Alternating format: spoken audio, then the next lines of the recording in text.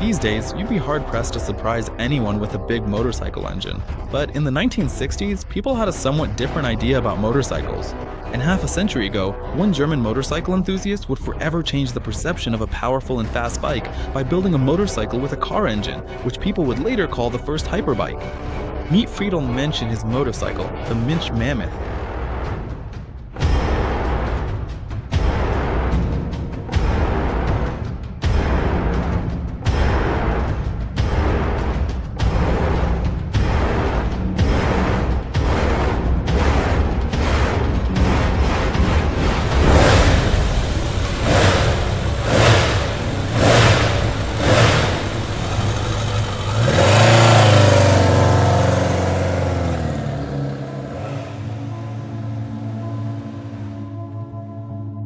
Friedel Mensch was born on January 6, 1927, in the town of Dornassenheim. Even as a young man, Friedel took an interest in two-wheeled machines. Right after finishing school, he trained as an auto mechanic.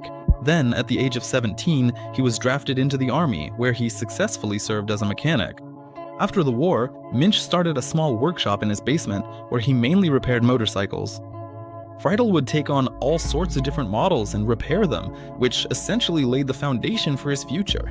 In his well-equipped workshop, he could fix absolutely anything that came his way. The only thing was, the difficulty of getting new parts forced the young mechanic to improvise. At the same time, Friedel's father was managing the Horex dealership in Friedberg. Later, Mensch Jr. got into racing and pursued further education. At the same time, he managed to prepare his own hand-tuned 500cc Horex S5 for the first race of his life. And in the spring of '48, he entered a race at the Hockenheim Ring, where during the practice runs, he hit an average speed of 147 kilometers per hour, which stunned absolutely everyone. But in the race itself, Friedel's luck ran out. After just a few laps, his motorcycle failed him. The engine simply seized from overheating. But Mensch didn't give up. He refined the design, implementing a dry sump lubrication system, and named the new engine Pifficus, which in German means tricky thing. But his competitors weren't sitting idle, and now Friedel's motorcycle needed more power. The old single-cylinder engine was no longer enough for Mensch, so he developed a new cylinder head with dual camshafts for a new 500cc twin-cylinder engine. Since this machine had little in common with the original Horex engine, he named it the Mensch Special.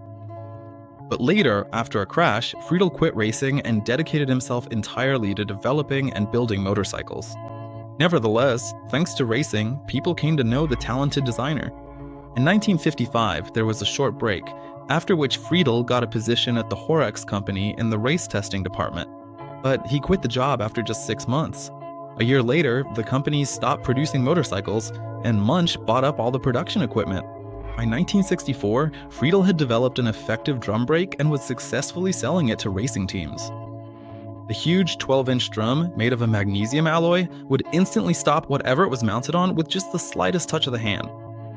Here, by the way, is an example of Mensch's design on a Norton motorcycle. By 1966, the first prototype of his most famous motorcycle was ready, the Mensch Mammoth TTS.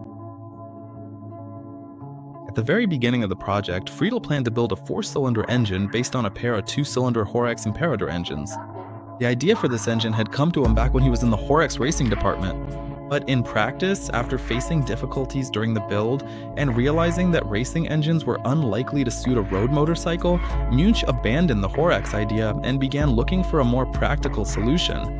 The main criteria for this new engine were power, reliability, and serviceability. And who would have thought, but Friedel found such an engine in a small German car, the NSU Prinz 1000. Its engine, by the way, had only 55 horsepower with a 1-liter displacement, but by putting it into a motorcycle frame, Mensch created a true hyperbike of its time, the ultimate road motorcycle. It was packed with electronics, and on top of that, very fast. Its top speed reached 225 kilometers per hour. In the 60s, it was basically a street-legal rocket. Thanks to its brutal appearance, the bike was immediately nicknamed Mammoth at its presentation. Overall, the motorcycle was very technologically advanced, but far from standard. For example, you needed 2 keys to start it. First, the right key controlled the separate high and low beams, the parking lights, and the turn signals. Then the left key was used to actually start the motorcycle with the starter. And remember, this was in the 1960s. The motorcycle had so much torque that no existing wheel could handle the load. So Friedel designed a uniquely shaped rear wheel from an aluminum alloy, which later became the motorcycle's signature feature. By the way, this was the first production motorcycle with alloy wheels, as well as the first four-cylinder motorcycle to be released long before the mainstream Japanese models. The drive chain was well lubricated and enclosed in a sealed housing, which protected it from dirt and water, thereby simplifying the motorcycle's maintenance. To save weight, the frame, contrary to the conventions of the time, was made not from steel but from that same magnesium alloy. All in all, the motorcycle was very high quality and reliable. It not only looked, but also felt truly German. After all, it was.